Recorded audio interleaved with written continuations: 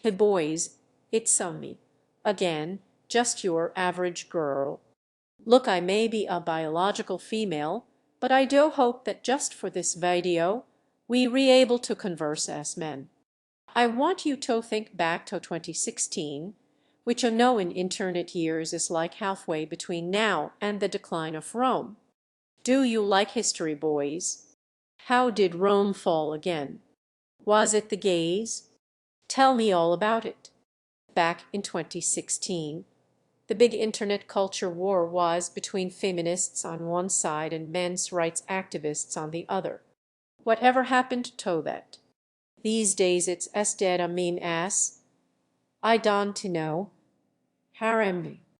I did want to do the fedora though. Every YouTuber who's ever covered the men's rights movement has done the fedora, and I wanted to put my own little twist on it. My wardrobe notes for this video say ra femme fatale and fedora, but make it fashion. School shooter realness.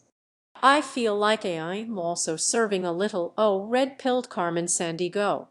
In this video, I want to ask, in all seriousness, what are we going to do about men?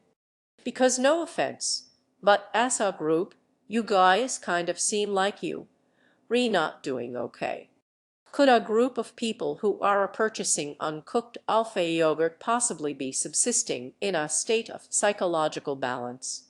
Fellas, are regular bowel movements gay? I guess, yeah, kind of. You don't see a whole lot of psyllium husk in heterosexual medicine cabinets. I'm losing me target audience here. Listen, my dudes. Let's just say I'm kind of worried about you guys. And I'm not saying I'm any better. To be clear, I'm not okay either. There's like 15 jars of urine in my refrigerator right now. Yeah, that's right, woman P2. Okay, get over it. I am so sorry if this offends your male notions of feminine delicacy, but I for one will not be shamed by your patriarchal bullshit. Whoa, you boy, you very rational, aren't you? Oh, I suppose I was too. I admit that these days, rationality, it's something I struggle with, both as a biological female and as a Pisces moon. But when I decided I wanted to make a video for men, ContraPoints, for men, I started brushing up on me reasoning skills because I want to be so fucking rational for you.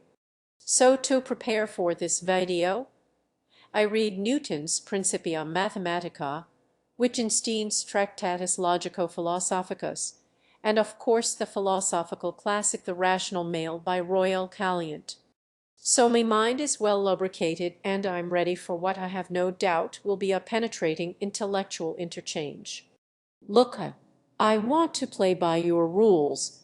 Okay, so there will be no emotions in this video. I will present me arguments in strict, logical form, relying only on facts, reason, evidence, and deductive proof. Well, actually, you know what? Fuck that. Let's listen to house music and Dos Sax frogs. I'm pandering to the male gaze. Whoa. And the male straights. A god, I love attention. Hey, gorge. Hey, gorge. Gorge. Hey, gorge. Okay, I'm ready. Let's crack open a cold one, boys. My hands are too pretty to open the can. I need a man to do it for me. Beelp. Fuck it. Whoa. Okay, that's super fucking pretty. Hey, gorge. Hey, gorge. If there are any women still watching this video, I am really sorry about all this. Unless you re into that sort of thing, in which case, however dare, I'm a good Presbyterian. And by Presbyterian, I do mean pansexual. Hey, how are ye all? Look the videos about men, so trying to be attractive to men. Am I doing this right? Is this what men like? Straps. Straps. It is a risky look for a girl like me. When you do a lingerie look, you know you re gonna wind up somewhere on the Frankenfurter violet chart, die Devantis spectrum. Oh, but you don't know where exactly. And that is a dangerous game, ladies. I have to say, though, I actually am feeling pretty fucking empowered right now. But that could be because of the drugs. Look, gentlemen, let's be rational. And we re-fooling around, okay. Part 1. Oh wait, rational. Action 1. America's next top victim. I think there is some truth to the idea that we live in a victimhood culture. And I'm not just talking about campus Joes with their microaggressions. No, bitch, this goes all the way to the top. We have white people complaining about reverse racism. We have the literal one complaining about anti-rich prejudice. That must be super fucking hard for you. We have a heterosexual agenda organizing straight pride parades. You know, flaunting their sexuality in the faces of children who are trying to raise a family and protesting in the street like a bunch of furs. And so, of course, because there was women's rights, there has to be men's rights too. I've been hearing about men's rights for me whole adult life, and I've always been very skeptical. Because in my experience, only men's rights activism in practice always looks like this. Woman try to do a good thing to solve a real problem, and then a man shows up to say, well, what about men? Men also get harassed. Why aren't you talking about men? And is this man actually involved in activism to stop harassment against men? Of course he's fucking not. He doesn't give a shit. He's a troll. His contribution to the conversation begins and ends with what about men? What about them? Honey, for this video, I decided to actually do some research for once. And the first thing I did was read the foundational text of the modern men's rights movement, which is The Myth of Male Power by Warren Farrell. Actually, I listened to the audiobook because let's be honest, reading is hard. But as I was listening, I admit I thought it made more sense than I was expecting it to. Basically, Farrell says that second-wave feminists rightly fought against the traditional gender role that confined women to domestic servitude.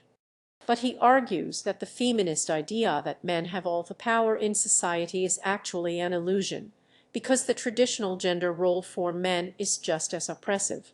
He introduces the idea of male disposability, basically the idea that society values female lives more than male lives, which are seen as expendable in the service of protecting and providing for women and children.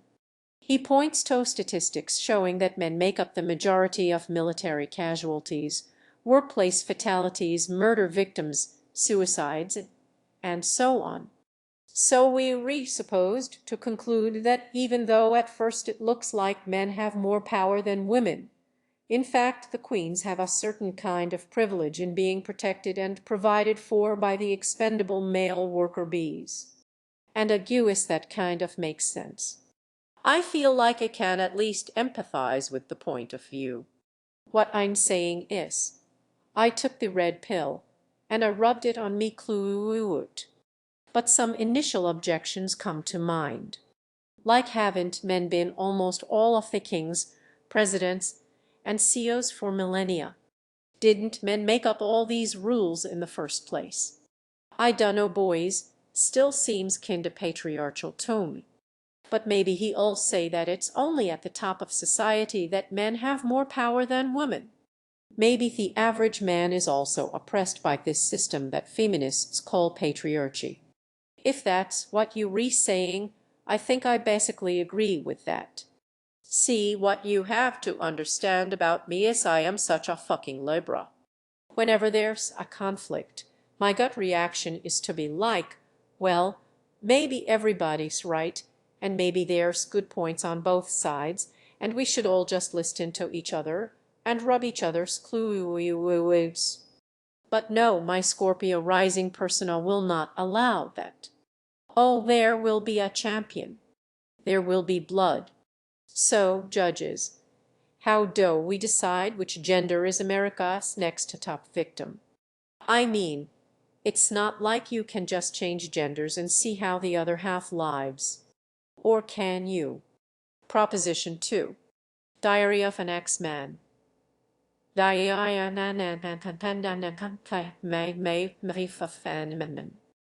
Diary, with every false smile I conceal that on the inside I'm drowning in darkness. Mom, get out of me room. You ruining me life. Look, I've ever talked about this on my channel before. So this is like a super fucking vulnerable moment for me, but I was born a boy. Well, was I ever really a boy? It's hard to say. Dear Diary, growing up I always knew that I was different from other kids, especially other boys, and it took me so long to pinpoint what it was. But there was this moment. I must have been, 7, 8 years old. And I was playing in my parents' room all by myself, and I saw this pair of my mom's shoes lying on the floor, and I don't know what it was. It was like this magnetism that drew me to them. And I put me little feet in them and walked in front of the mirror, and I didn't really have the words yet to describe how we felt, but basically in that moment I sensed that God had made a mistake, and I was destined to be a crossdresser. That is super fucking coconuts. Anyway, then in me 20s my life completely fell apart, and I became a woman. Hey, how hear you? I became one of the dolls. My plastic surgeon is an artist. Look, boys, the point I'm trying to make here is, I used to live your lifestyle. I know what people like you get up to, and I think it's disgusting. I gotta say though, since he transitioned, my life has been super fucking great. Like, way better. Now, of course, a lot of that is not because women have it better than men, but because, hey Gorge, I am literally transgendered. So before I transitioned, I was dying inside, you know. I was in the wrong body. And now, it's like I finally have the body I was meant to the inside of. But it's not just that. I do think that, in some ways, since he started presenting as a woman, people actually do treat me better. I mean, they take me opinions less seriously, sure, but that's probably for the best. Now, before using me personal experience as any kind of evidence, I guess I should say a couple caveats.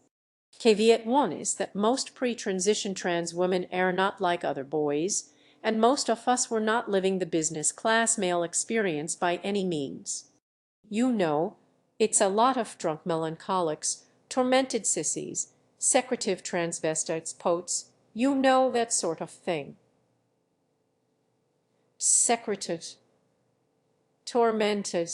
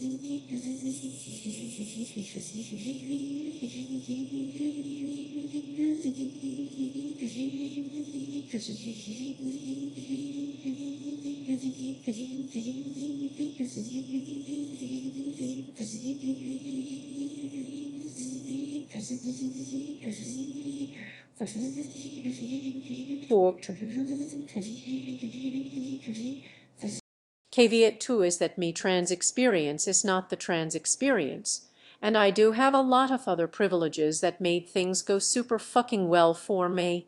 Hey, how are you? Don't you just love it when someone checks their privilege in a way that's actually just bragging? You know, it's super important for me to acknowledge that I've been so successful, and I've come so far, in part because I'm white and I'm skinny, and I'm young, and I'm blonde, and I'm rich and I pass, and I'm educated, and I'm popular, and my plastic surgeon is an artist, and my boyfriend is really rich and hot, and I come from a pure Aryan bloodline. And part of what makes me so enlightened and so compassionate is that I am able to recognize these privileges that I have that just might not be available to people who are less fortunate. From the bottom of my motherfucking and my fatherfucking heart, that must be super fucking hard for you. I can't even imagine. What I was saying is, there are ways that people treat me better now that I am presenting as a woman. You know, people smile at me more. I feel more taken care of. Men do things for me. Now, a lot of women don't like men doing things for them. You know, holding doors, helping with luggage because they feel that it's infantilizing or condescending. But not me. I love it, both because I love attention and because I am a recumbent queen who's too much of a delicate flower to lift a finger. I do this thing on airplanes where when it's time for me to put me carry-on luggage in the overhead bin, I pretend that my bag is too heavy for me to lift, and then some man will usually get up and do it for me, even though I'm taller than most men. It makes me happy. Another good thing about becoming a woman is I integrated into female social groups, and I found that they provide a kind of communal support and overt affection that male social groups generally just don't. I find the female social style suits me better than the male one, which tends to be more atomized, more individualist, where affection is always concealed behind this semi-jokey front of competition. Like, think about the way boys talk to each other when they play video games. A third improvement for me has to do with the way men and women are treated in public space. When you present female in public, you are more likely to be treated as a spectacle to be commented upon. People, usually men, will just blurt out their opinions about you, sometimes complimentary, sometimes insulting, sometimes just fucking weird. Whereas, when you present male in public, you are more likely to be treated either as invisible or as dangerous. Now, feminists have traditionally interpreted these differences as men asserting dominance over women in public space, and they've criticized catcalling as being objectifying, degrading, and misogynistic. And it certainly can be all of those things. But there's different kinds of catcalling, and I have different feelings about them. If I'm walking with another woman and a man says, "Ladies, you look beautiful tonight," I don't know, I like that. I think that's nice. It makes me feel seen. It makes me feel admired. It boosts me confidence. Whereas if I'm walking alone and a drunk starts following me down the street singing, "Have you seen a Polythene Pam? She's so good looking, but she looks like a man," that I am less enthusiastic about. I mean, not that that's ever happened. I'm completely fucking unclockable. Hey, how are you? No one knows what it's like to be a sad tramp. I definitely get where feminists are coming from because street harassment sucks. I'm a lot more afraid walking alone at night than I used to be, and there's a lot more places I just want to go by myself. But on the other hand, I do now enjoy being able to walk down the street at night without other people acting afraid of me. I think a lot of feminists have failed to imagine the ways that being treated as invisible or dangerous can also kind of suck. In my video on incels, I talked about male invisibility on dating apps and how getting no attention at all can actually be emotionally worse than getting a lot of shitty attention. And when it comes to being treated as dangerous, when I was living as a man, sometimes if I was walking at night, a woman on the same block as me would change sides of the street. And I totally get why. Men do scary shit sometimes, and it's better to be safe. But it still stung a little bit to be treated as dangerous by default. I think it can actually be harmful, which becomes clearer if we add race into the equation. There's ways that white women's fear can actually be dangerous, in particular to black men.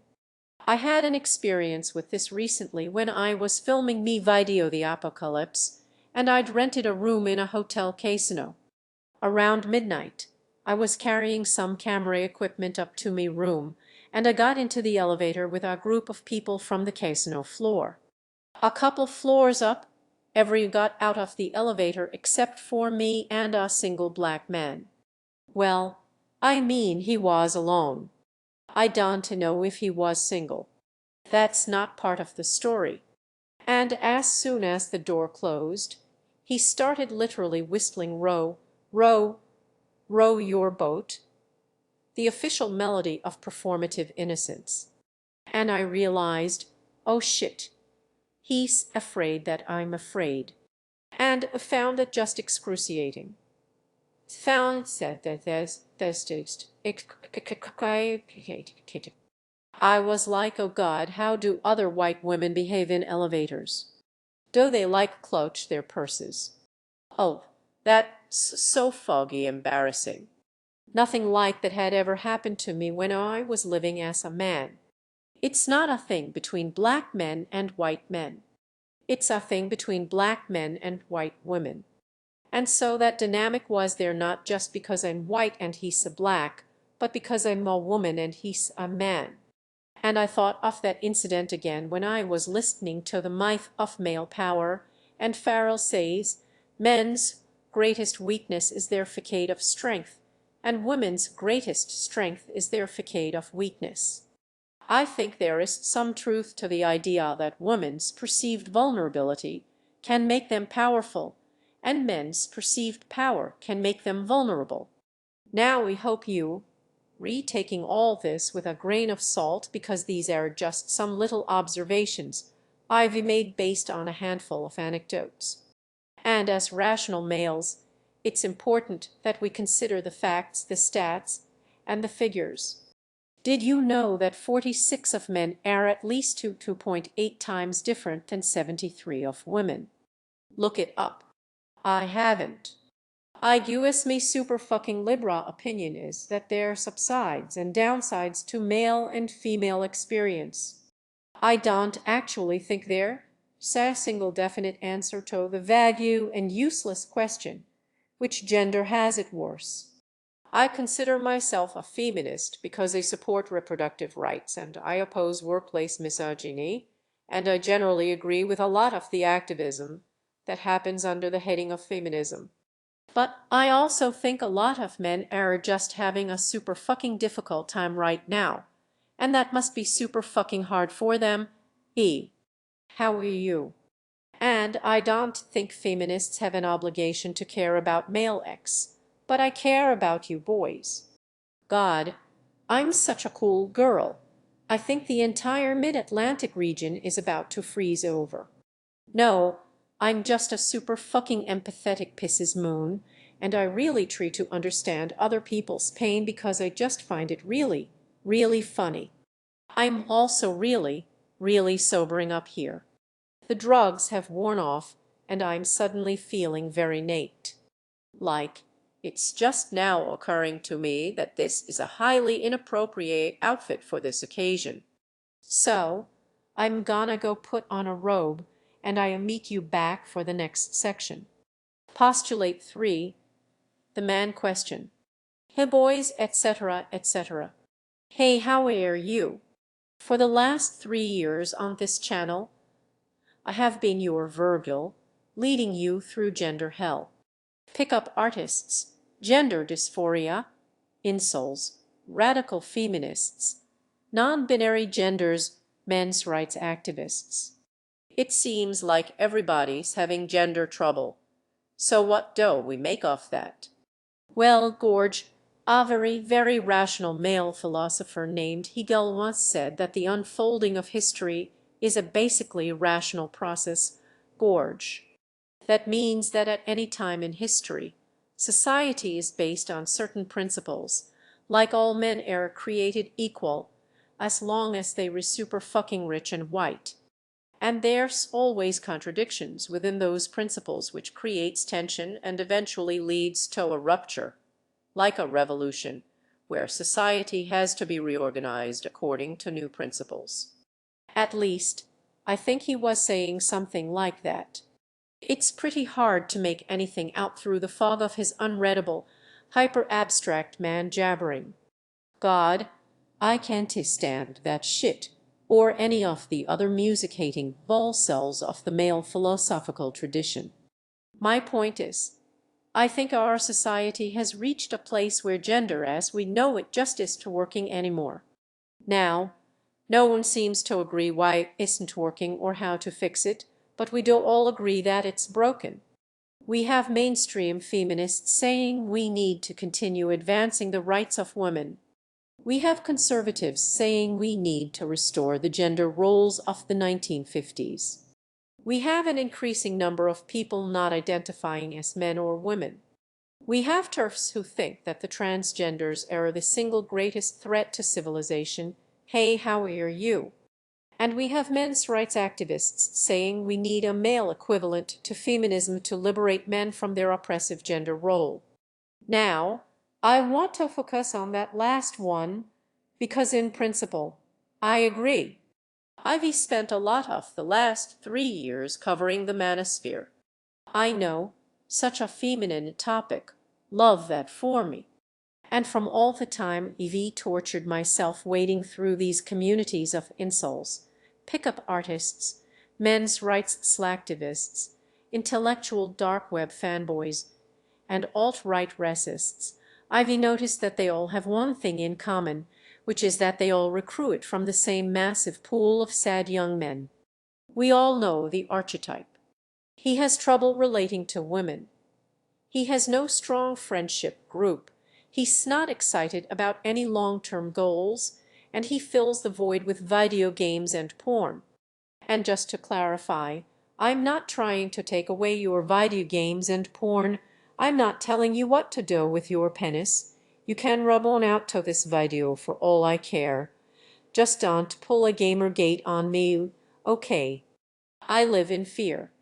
Look, I like to believe that until the red pillars inject their poison, most of these boys are not bad people. Most of the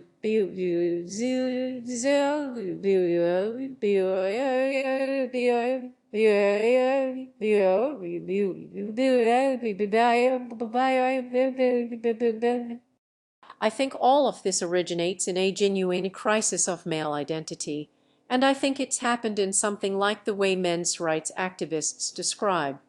The sacrificial role of men as warriors is no longer widely glorified or necessary.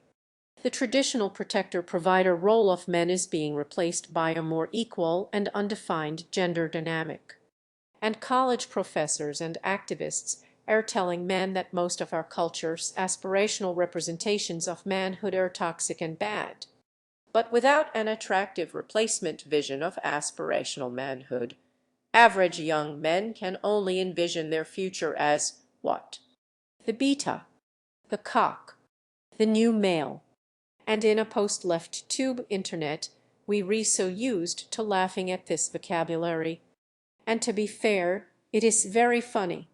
But we forget, especially us grills, that for a lot of men, these words actually do tap into a deep existential angst. And a lot of leftists go, well, how can men be so angsty? Especially white men. They re so privileged. But existential angst is often a disease of privilege. If you actually being oppressed, you have a struggle, you have something to fight for, and therefore a purpose. But for a lot of men, their lack of purpose puts them in search of a struggle. And that, along with the loneliness and the lack of a positive identity, is what makes men vulnerable to recruitment by the manosphere groups and by the alt-right. And even worse, it seems to be a motivating factor for the small but growing number of young men who decide to pick up a gun and open fire in a shopping center. There were 2 mass shootings during the weekend I was writing this video, resulting in 31 deaths. Both shooters were young white men, and one of them posted about the shooting on an alt-right board. Now I don't pretend to fully understand the motives of mass shooters, but I don't think it's a coincidence that basically all of them are men. One possible interpretation of the mass shooting epidemic is that these killers are trying to resurrect some horrible parody of ancient masculine glory, and therefore to be seen and recognized as men by unleashing Homeric violence in a fucking Walmart. And of course there's also the racism of the alt-right killers and the wounded sexual entitlement of the incel killers. But that racism and that sexual entitlement are learned, and men in the throes of a masculinity crisis are more receptive to learning it. So you can try to take down their forums and ban their accounts and deplatform their events. But as long as this male identity crisis goes on, I don't see any end to these problems. Theorem 4, what do? There is this media narrative that has emerged around me and around this channel. And by the way, the fact that there's any kind of media narrative about this channel is super fucking coconuts. Because let's be real, Gorge, I just wanted to pour milk on me face and talk about the mouth feel. But there's this media narrative that me role in the discourse is de-radicalizing young alt-right men. And it's true that if you read the leftist YouTube fan subreddits, I used to be alt-right posts are so common they reconsidered Klitsch. And some of them cite me as an influence in changing their politics, which I love for them, and I'm super fucking happy about it, but it's also a lot of responsibility. They me boys, and I worry about me boys. Because in reality, it's not like they go from far-right extremists to complacent centrists. No, most of them go far left. A lot of them become communists or anarchists. So I watch them go from far to me right to significantly to me left. It's not really de-radicalizing so much as re-radicalizing. And I think it's definitely an improvement, but I still worry it's not gonna be enough. But dear, improve. I worry about me boys because I don't think that the left yet has a final solution to the man question. Oh no, that was worded poorly. You know, there's kind of 2 options the left has for disillusioned men. The first is the Marxist promise of economic revolution.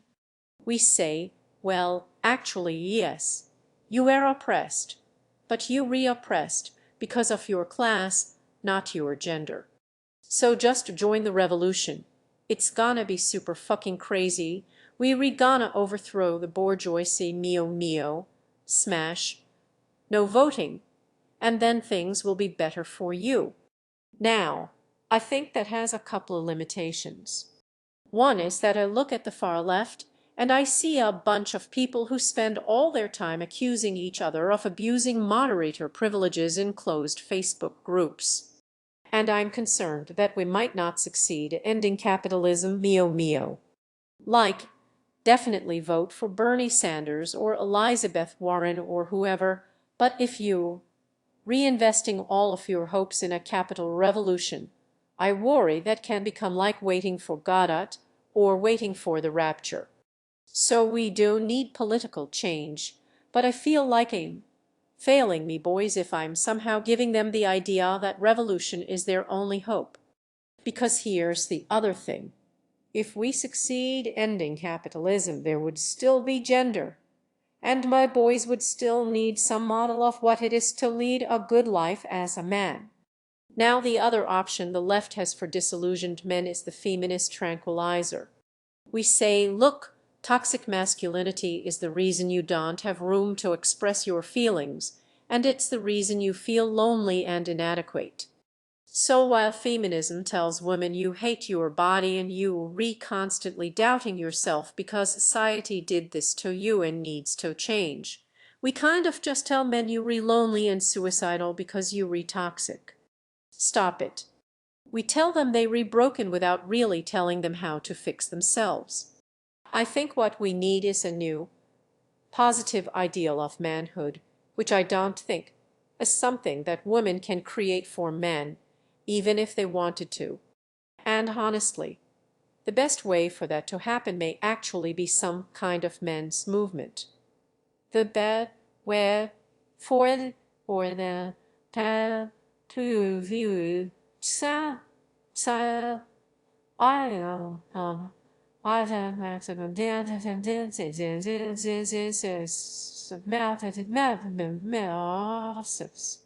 but on the left, the whole idea of a men's movement is basically taboo because the men's movement we all know is basically just a backlash to feminism. And at worst, it's just straight up misogyny. And look, boys, I understand that being lectured about menstruating for most of 2015 was super fucking hard for you and you're still mad about it. But posting endless outrage porn about false rape accusations and paternity fraud is actually going to make life any better for you. Because yes, those things are horrible when they happen, but they are not systemic issues that affect most men. I think what would actually improve life for most men is a positive ideal of 21st century manhood. But that's not something I can give to you because, in case you hadn't noticed, I'm literally a fucking woman. I can't mow you through this one, boy, you on your own. You have to help each other. So find each other in the comments section, meet up on Reddit, make friends, clean your room, leave the house. Fuck each other. I don't know. It's worth a tree. And failing that, you could always throw in the towel and become a woman. Worked for me. Worked for me. I'm just trying to give, like, milady energy. Yeah, it is English. It's a very John McClane, very Quentin Crisp, very aristocrat. Very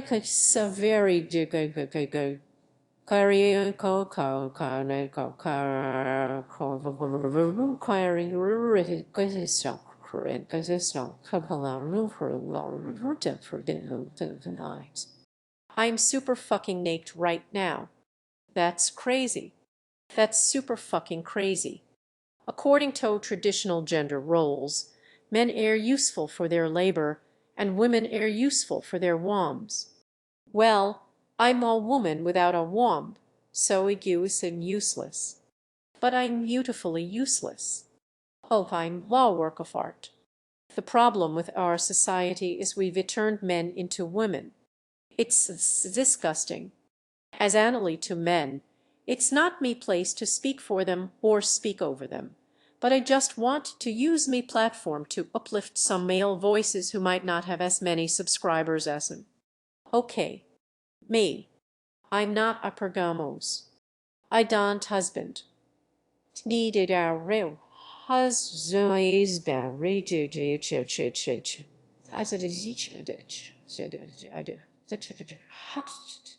If I may quote Sure, I don't need a rich man.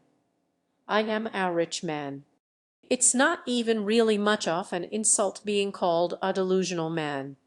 Many great books have been written by delusional men. So bad. I am bad. I am really bad. Okay.